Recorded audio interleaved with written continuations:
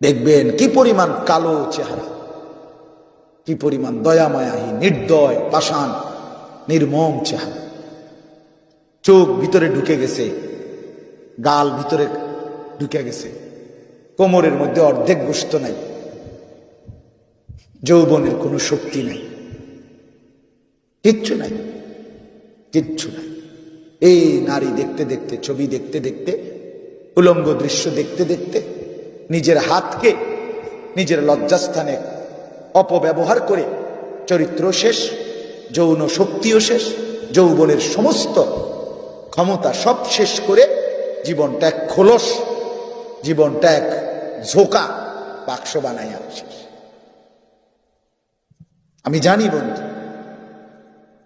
আমি খোলামেলা বললাম আর কি, আমি অসংখ্য যুবক ব্যক্তিগতভাবে আমার সাথে সম্পর্ক রাখে, মহব্বত করে, খোঁজখবর রাখি, জিন্দেগির হালাত কি,